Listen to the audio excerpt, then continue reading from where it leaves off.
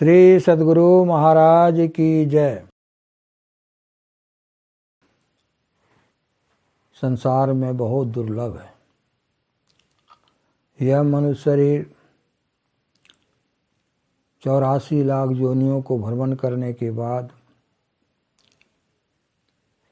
बड़ी कृपा होती है परमात्मा की, तब हमें यह मनुष्य शरीर प्राप्त होता है।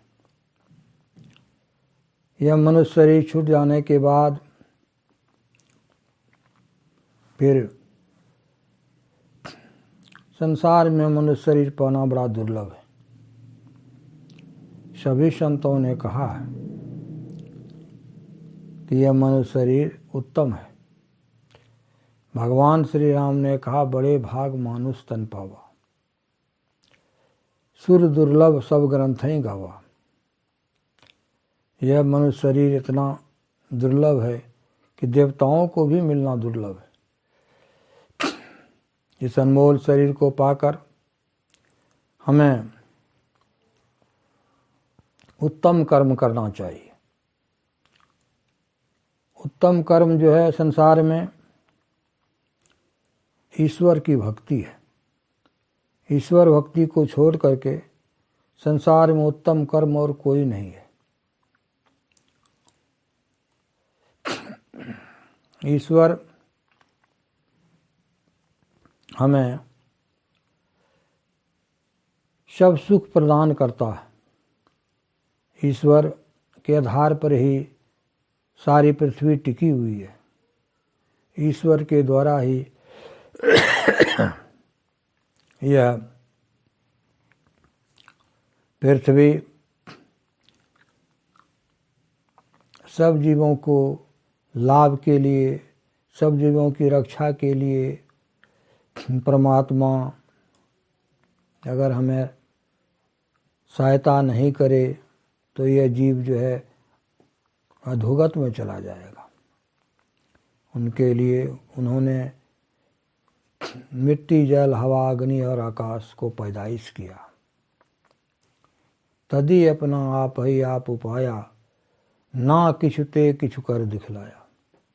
कुछ नहीं था लेकिन उन्होंने मिट्टी, जल, हवा, अग्नि, आकाश को बनाया। वे महान वैज्ञानिक हैं। संसार के वैज्ञानिक संसार के तत्वों को लेकर ही बनाते हैं, लेकिन वे इतने बड़े वैज्ञानिक हैं, कुछ नहीं, फिर भी उन्होंने अपने को अपने से ही उत्पन्न किया। उसको उत्पन्न करने वाला कोई नहीं है। इसलिए हम लोगों को ईश्वर की भक्ति अवश्य करना चाहिए। ईश्वर भक्ति के लिए सत्संग की बड़ी आवश्यकता है। बिना सत्संग से हम सार और असार को नहीं जान सकेंगे। बिनु सत्संग विवेक न होई, राम कृपा बिनु सुलभ न सोई। गोसाई जी महाराज कहते हैं, बिनु विवेक संसार घोर निधि, पार न पावे कोई। जब तक मनुष्य के अंदर में सार और असार संसार में क्या है, इसको जानने के लिए सत्संग की बहुत बड़ी आवश्यकता है। सत्संग के द्वारा हमें विवेक का ज्ञान होता है और उस ज्ञान के द्वारा हम सार चीज़ को पकड़ते हैं और असार चीज़ को छोड़ देते हैं। यह ज्ञान संत लोग बतलाते हैं कि सार चीज़ को पकड़ने के लिए सत्संग चाहिए। भगवान श्री राम ने भी शबरी के आश्रम में जब पहुँचे तो उन्होंने भी कहा कि प्रथम भगति संतन कर संगा। संतों का संग ही प्रथम भक्ति है। दूसरी भक्ति है मेरी कथाओं की चर्चा में प्रेम। संत लोग जो कथा कहें उनमें प्रेम करना ही दूसरी भक्ति है। संतों का संग से हमें ज्ञान होता है। बिनु सत्संग ज्ञान नहीं उपजे, कर ले जतन हजार रे। संतों के सत्संग के बिना ज्ञान हमें प्राप्त ही नहीं होता। बाहर में जो स्कूल कॉलेज का ज्ञान है वह भौतिक ज्ञान है। ईश्वर के मार्ग के लिए आध्यात्मिक ज्ञान चाहिए। उस आध्यात्मिक ज्ञान को जानने के लिए संतों का संग बहुत जरूरी है। संतों के संग से हमें आध्यात्म ज्ञान और जीव के कल्याण के लिए मार्ग मिलता है। वह मार्ग जो है बाहर का नहीं, वह अंतर का मार्ग है, शरीर के भीतर का मार्ग है। जो अनायास तरय भवसागर सो सत्संगत में चली आवे। संसार सागर से पार होने के लिए सत्संग की बहुत बड़ी महिमा गाई गई है। इस सत्संग में लाभ बहुत है, तुरंत मिलावे गुरु से। सच्चे ज्ञानी से, सच्चे सद्गुरु से इस सत्संग के द्वारा ही हमें प्राप्त होता है। महात्मा गांधी जी महाराज ने कहा, स्कूल कॉलेज का जो गुरु है वो अधकचरा भी है तो संसार का काम किसी तरह चलेगा, लेकिन आत्मज्ञान प्राप्त कराने वाले अधकचरे गुरु से काम नहीं चलाया जा सकता। इसलिए शिष्य को चाहिए कि पूरे मनोयोग पूर्वक सच्चे गुरु और पहुँचे हुए गुरु को की खोज के लिए संसार को छान डाले। जब वह पहुँचा हुआ गुरु की शरण में चला जाता है तो उसका काम बहुत जल्द होता है। कोटि जन्म का पंथ पल में पहुँचा जाए।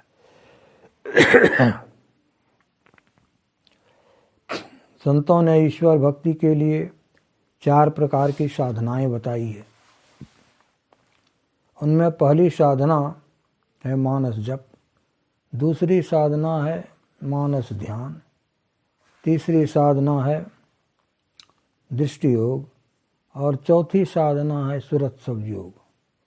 इन्हीं चारों साधनाओं के द्वारा हम ईश्वर को आसानी से प्राप्त कर लेते हैं। मानस जप स्थूल सगुण रूप उपासना है। मानस ध्यान भी स्थूल सगुण रूप उपासना है। और दृष्टि योग जो है वह सूक्ष्म साधना है, सूक्ष्म सगुण रूप उपासना है। नादानुसंधान सूक्ष्म सगुण अरूप उपासना है।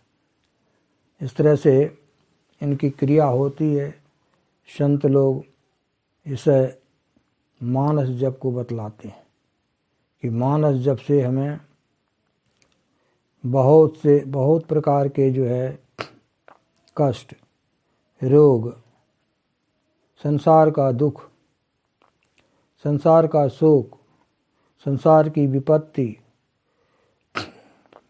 संसार में बहुत तरह की इच्छाएं इस मानस जप के द्वारा साधक करने पर प्राप्त हो जाता है। दिल्ली के एक मुसलमान व्यक्ति थे। जब वे उनका मन बराबर अशांत रहता था, जब देखा कि उनकी अवस्था इस अशांत मन के द्वारा वो पागल हो जाएगा, उससे अब नहीं रहा गया। मुसलमान भाइयों ने बहुत तरह से उनकी इलाज की, लेकिन जब उनसे इलाज से नहीं हुआ तो उन्होंने महर्षि में ही परमानंद जी महाराज का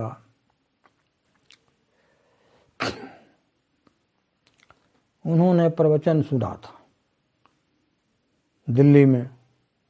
तो वे जो है सोचने लगे कि हम दिल्ली से, इनका आश्रम बिहार के पास भागलपुर के निकट गंगा जी के किनारे पर रहा करते हैं, मैं वहीं चलूँगा। उन्होंने कई व्यक्तियों को लेकर और महर्षि जी के आश्रम कुप्पा घाट आए। उनसे निवेदन किया गया कि हमारा मन जो है बराबर अशांत रहता है। लोगों ने कहा कि ये ठीक से खाते नहीं हैं, ठीक से सोते नहीं हैं, कई दिन तक नहीं सोते हैं, फिर सोते हैं, थोड़ा थोड़ा करके खाते हैं, इस तरह जीवन इनका अंतिम समय हो रहा है। ये बराबर अशांत रहते हैं, इनका मन कभी शांत रहता ही नहीं है। गुरु महाराज ने महर्षि में ही परमहंस जी महाराज जो कुप्पा घाट के निवासी हैं, उन्होंने कहा कि इनको वाचिक जप करो, वाचिक जप से बहुत जल्द लाभ होगा।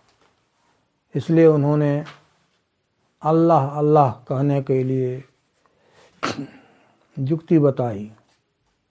कहा एकांत में बैठ करके, किसी कोठरी में बैठ करके अल्लाह अल्लाह का जप बोल बोल करके किया जाए। यही युक्ति है इनका। जपते जपते जपते जपते यह जो है तुरंत यह मन शांत हो जाएगा।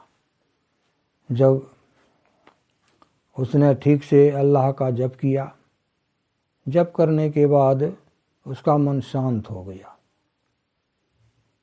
तो ये गुरु महाराज का जो है स्थूल शगुन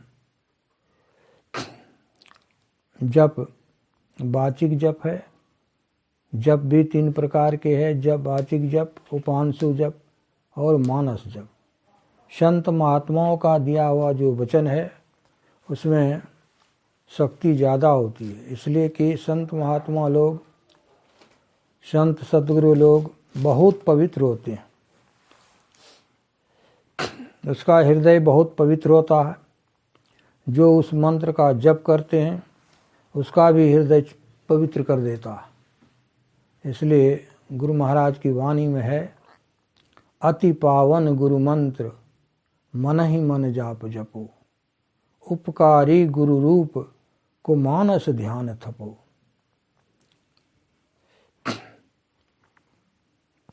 वाचिक जप, उपांशु जप और मानस जप, ये 3 प्रकार का जप है।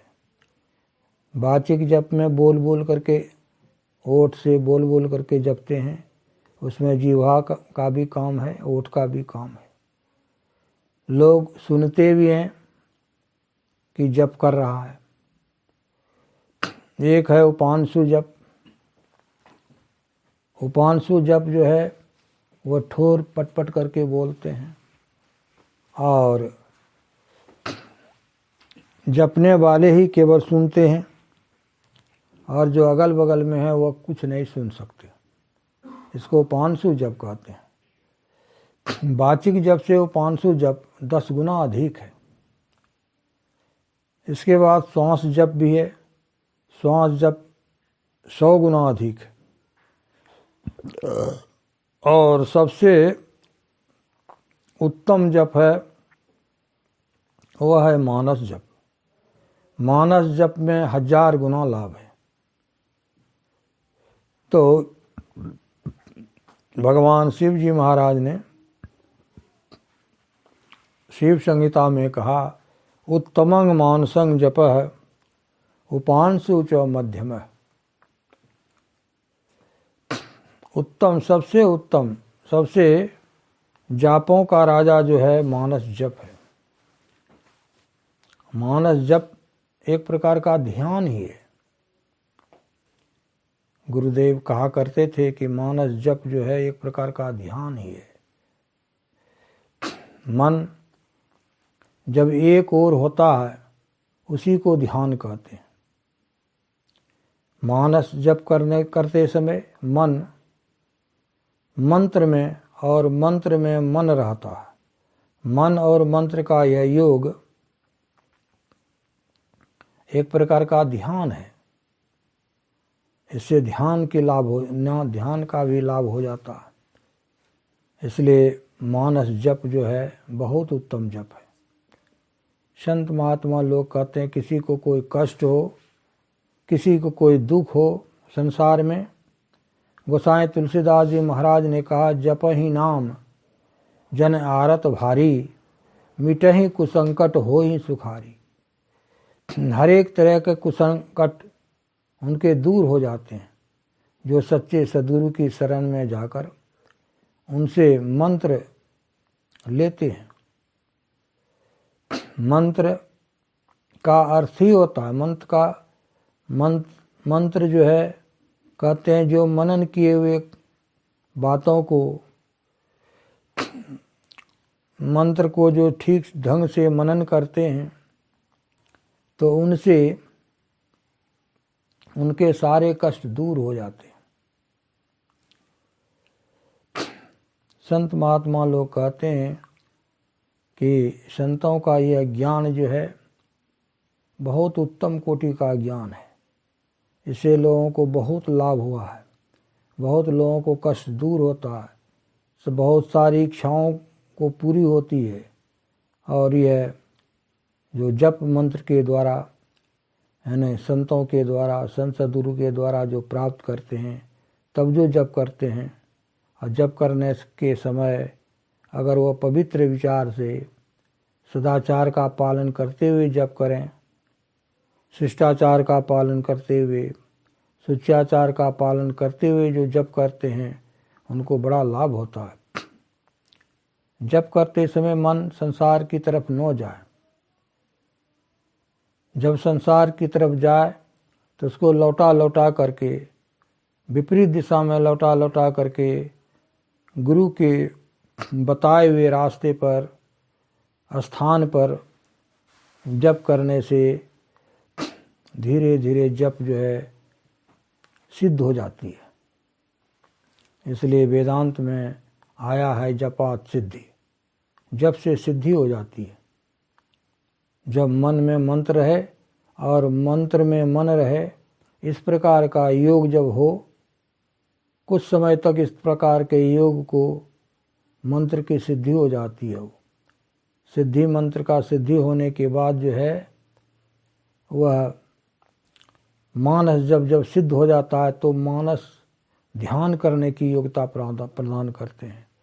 मानस जब सिद्ध नहीं होगा तो मानस ध्यान कभी कर ही नहीं सकते।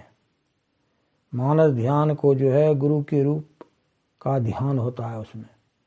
इसलिए पहले मानस जप हम लोग सिद्ध करने के लिए संतों ने मानस जप को बतलाया कि मानस जप जो है बड़ा उत्तम जप है। एक संत ने लिखा, मन ही मन जाप करी दर्पण उज्ज्वल होय, दर्शन होवे राम का तिमिर जाए सब खोय।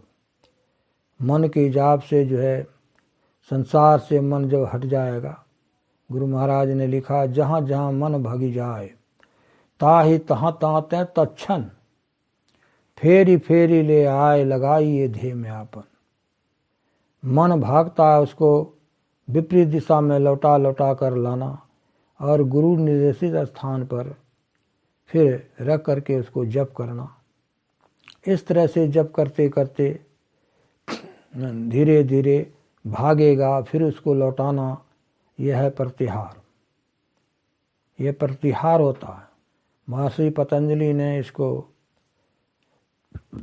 योग का प्रतिहार अंग बतलाया है, 5वां अंग। योग के 5वां अंग को कहते हैं प्रतिहार। जो साधक, जो सत्संगी प्रतिहार में हार जाता है वह कायर कहलाता है, वह पस्त हो जाता है। वो लड़ाई में पस्त हो गया, वह मन की लड़ाई में हार गया। हारने के बाद वह आगे नहीं बढ़ सकता, उसका मानस ध्यान होना बड़ा मुश्किल है। इसलिए प्रतिहार में जो हार जाता है उसको बारंबार लौटा करके गुरु निर्देशित स्थान पर रखते रखते तब उसकी वह मन जो है धीरे धीरे टिकने लगता है। थोड़ा पहले थोड़ा टिकाऊ होता है और फिर टिकते टिकते जो है फिर तब धारणा होती है और धारणा के बाद ध्यान होता है। इस तरह से संत महात्मा लोग कहते हैं इस तरह से जाप करें कि संसार की सुधि भी खो जाए। संसार शरीर का भी शुद्ध बुद्ध खो जाए, इस तरह से हम लोग जाप करें। श्री सद्गुरु महाराज की जय।